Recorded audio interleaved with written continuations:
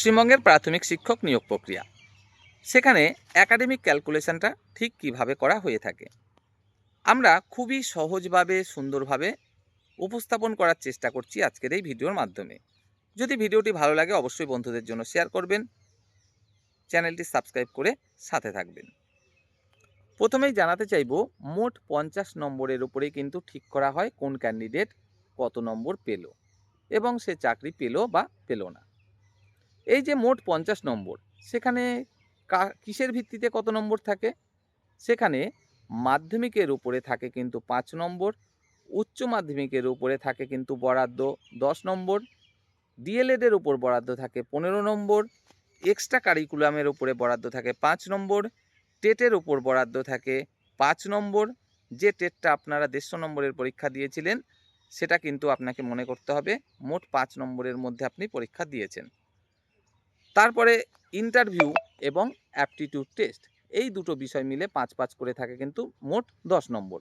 তাহলে আমরা দেখলাম মাধ্যমিক 5, উচ্চ মাধ্যমিক 10, DElEd 15, TET 5, extra curriculum 5, interview 5, aptitude test 5, মোট 50 নম্বর।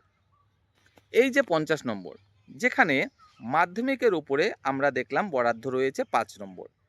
এই 5 নম্বরের মধ্যে প্রত্যেকেই কি 5 নম্বর আমরা পাবো? না, একদমই কিন্তু তেমনটা নয়। তাহলে কিভাবে ঠিক করা হবে কে কত নম্বর পেল? দেখুন, মাধ্যমিকে আপনি কত শতাংশ নম্বর পেয়েছেন সেটা কিন্তু এখানে দেখা হবে। ধরুন মাধ্যমিকে আপনি 100% নম্বর পেয়েছেন, তাহলে মাধ্যমিকের উপরে যে বরাদ্দ রয়েছে 5 নম্বর, সেখান থেকে আপনি 5 নম্বরই কিন্তু পেয়ে যাবেন। ধরুন আপনি 80% নম্বর পেয়েছেন মাধ্যমিকে, তাহলে মাধ্যমিকের উপরে বরাদ্দ রয়েছে 5 নম্বর, সেখান থেকে আপনি পাবেন 4 নম্বর। এভাবেই দেখা হবে যে মাধ্যমিক পরীক্ষায় আপনি কত শতাংশ নম্বর পেয়ে পাশ করেছিলেন এবং মাধ্যমিকের যে উপরে বরাদ্দ রয়েছে 5 নম্বর, সেখান থেকে ঠিক করা হবে আপনি কত নম্বর পাচ্ছেন। কিন্তু এখানে বড় একটা প্রশ্ন হলো, আপনাদের অনেকেরই রেজাল্টে আপনারা দেখছেন আপনি যখন মাধ্যমিক পরীক্ষা দিয়েছিলেন তখন অ্যাডিশনাল সাবজেক্ট আপনাকে পড়তে হয়েছে, পরীক্ষা দিতে হয়েছে এবং অ্যাডিশনাল সাবজেক্টে আমরা উদাহরণ হিসাবে ব্যবহার করছি আপনি 64 নম্বর পেয়েছিলেন। সেখান থেকে দেখছেন 34 নম্বর বাদ দিয়ে বাকি 30 নম্বর আপনার রেজাল্টে সংযুক্ত রয়েছে। এবার প্রশ্ন হলো, ওই যে 30টা নম্বর অ্যাডিশনাল সাবজেক্টের প্রাপ্ত নম্বর যেটা কিনা আপনার রেজাল্টে সংযুক্ত রয়েছে, সেটাও কি প্রাথমিক শিক্ষক নিয়োগ প্রক্রিয়ার ক্ষেত্রে গণ্য হবে, নাকি পুরো অ্যাডিশনাল সাবজেক্টটাকেই বাতিল করে দেয়া হবে?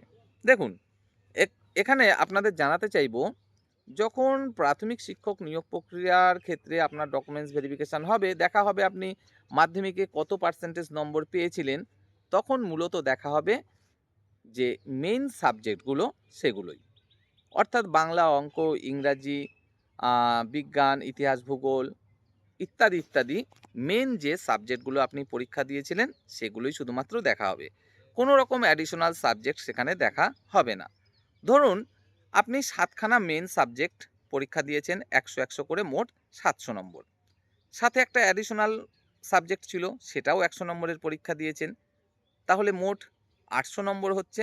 না, এখানে মোট 800 নম্বরের মধ্যে আপনি পরীক্ষা দেননি, আপনার এখানে হিসাব করা হবে 700 নম্বরের। অ্যাডিশনাল সাবজেক্ট সেটাকে ধরাই হবে না হিসাবের মধ্যে, অর্থাৎ আপনি অ্যাডিশনাল সহ 800 নম্বরের পরীক্ষা দিলেও এখানে আপনার ক্ষেত্রে ধরা হবে আপনি 700 নম্বরের মধ্যে পরীক্ষা দিয়েছেন, 800 নম্বর কিন্তু ধরা হবে না। ঠিক তেমনি অ্যাডিশনাল সাবজেক্টে আপনি 64 পান, 85 পান, 95 পান, কত পান সেটাও কিন্তু দেখা হবে না, অর্থাৎ অ্যাডিশনাল সাবজেক্টে আপনি মোট যা নম্বর পেয়েছেন পুরোটাই কিন্তু বাদ দিয়ে দেওয়া হবে। শুধুমাত্র দেখা হবে আপনি মেন সাবজেক্টগুলো মিলে মোট কত নম্বর পরীক্ষা দিয়েছেন এবং মেন সাবজেক্টগুলো মিলে মোট কত নম্বর পেয়েছেন, সেই হিসাবেই পার্সেন্টেজ ঠিক করা হবে আপনি কত পার্সেন্ট নম্বর পেয়েছেন মাধ্যমিকে, এবং মাধ্যমিকের উপরে যে বরাদ্দ 5 নম্বর সেখান থেকে দেখা হবে আপনি পার্সেন্টেজ অনুসারে কত নম্বর পাচ্ছেন। যদি মাধ্যমিকে 100% নম্বর পান তাহলে 5-এর মধ্যে 5 পাবেন। যদি আপনি মাধ্যমিকে 60% নম্বর পান তাহলে 5-এর মধ্যে পেয়ে যাচ্ছেন 3। তেমনি কিন্তু ঠিক করা হবে আপনি মাধ্যমিকের বরাদ্দ 5 নম্বরের মধ্যে কত নম্বর পাচ্ছেন। এরপরে আসি উচ্চ মাধ্যমিকের নির্দিষ্ট বরাদ্দ নম্বর, সেটা হলো 10 নম্বর। দেখুন, উচ্চ মাধ্যমিকের উপরে যে 10 নম্বর বরাদ্দ থাকছে, এটা কিভাবে ক্যালকুলেশন করা হয়ে থাকে। এখানে যে হিসাবটা দেখা হয় সেটা হলো বেস্ট অফ 5। হ্যাঁ, মাধ্যমিকের সিলেবাস বিভিন্ন সময়ে পরিবর্তন হয়েছে। এই নিয়ে জটিলতা অবশ্যই আমাদের মধ্যে রয়েছে। কিন্তু এই জটিলতা তেমন কিছু বড় একটা বিষয় নাই। এখানে যেটা মূলত দেখা হয় সেটা হলো বেস্ট অফ 5। বেস্ট অফ 5 বলতে কি? এখানে আপনি যে সাবজেক্টগুলোর পরীক্ষা দিয়েছেন, সেখান থেকে বাংলা এবং ইংরাজি এই দুটো সাবজেক্ট অবশ্যই রাখবেন। ধরুন বাংলা এবং ইংরাজিতে আপনি কম নম্বর পেয়েছেন অন্য কোনো সাবজেক্টের তুলনায়, তাও আপনাকে বাংলা এবং ইংরাজি কিন্তু রাখতেই হবে বেস্ট অফ 5 এর মধ্যে। এই দুটোকে কিন্তু আপনি বাদ দিতে পারবেন না। বাংলা এবং ইংরাজি মিলে আপনি ধরুন 100 করে 200 নম্বরের পরীক্ষা দিয়েছেন। এছাড়াও আপনি আরও 3টে 4টে 5টা যে কোনো সাবজেক্টের পরীক্ষা দিয়েছেন। আপনি বাকি যে সাবজেক্টগুলো পরীক্ষা দিয়েছেন, কথার কথা আমরা ধরে নিলাম সেটা আরও 4টে সাবজেক্ট। সেই 4টে সাবজেক্টের মধ্যে দেখুন কোন 3টে সাবজেক্টে আপনি বেশি নম্বর পেয়েছেন। সেই 3টে সাবজেক্টের নম্বরও বাংলা এবং ইংরাজির সাথে যোগ করুন। তাহলে দেখবেন মোট 5টা নম্বরের একটা মোট 5টা সাবজেক্টের একটা নম্বর বেরোলো এবং 5টা সাবজেক্ট মনে করুন 100 করে 500 নম্বরের পরীক্ষা দিয়েছেন। এবার হিসাব করে দেখুন 500 নম্বরের মধ্যে আপনি মোট কত নম্বর পেয়েছেন, অর্থাৎ কত শতাংশ নম্বর পেয়েছেন সেটা বের করুন। তাহলে আপনি বুঝে যাবেন যে উচ্চ মাধ্যমিকের উপরে বরাদ্দ রয়েছে 10 নম্বর, তার মধ্যে আপনি কত নম্বর পাচ্ছেন। উচ্চ মাধ্যমিকে 100% নম্বর পেলে 10-এর মধ্যে 10 পাচ্ছেন, 80% নম্বর পেলে 10-এর মধ্যে 8 পাচ্ছেন। এভাবে দেখুন আপনি কত শতাংশ নম্বর উচ্চ মাধ্যমিকে পেয়েছিলেন। আবারও বলে থাকি, উচ্চ মাধ্যমিকে বেস্ট অফ 5 হিসাব করা হয়ে থাকে। সেখানে বাংলা এবং ইংরাজি আপনাকে অবশ্যই রাখতে হবে। বাকি সাবজেক্টগুলোর মধ্যে আপনি যে কোনো সাবজেক্ট রাখতে পারেন, যে সাবজেক্টগুলোতে আপনি সবথেকে বেশি নম্বর পেয়েছেন। এরপরে আসি ডিএলএড প্রসঙ্গে। ডিএলএড এর উপরে কিন্তু বরাদ্দ রয়েছে মোট 15 নম্বর। সেখানেও দেখা হবে ঠিক মাধ্যমিক এবং উচ্চ মাধ্যমিকের মতোই যে আপনি কত পার্সেন্টেজ নম্বর পেয়েছিলেন। যদি মনে করুন আপনি ডিএলএডে 80% নম্বর পেয়েছিলেন, তাহলে ডিএলএড এর উপরে যে মোট 15 নম্বর বরাদ্দ রয়েছে সেখান থেকে আপনি পাবেন 12 নম্বর। যদি আপনি তার থেকে কম শতাংশ নম্বর পান বা বেশি শতাংশ নম্বর পান, স্বাভাবিকভাবে আপনি 15-র মধ্যে কম বা বেশি নম্বর পেয়ে যাবেন আপনার পার্সেন্টেজ অনুসারে। এরপরে আসি টেট।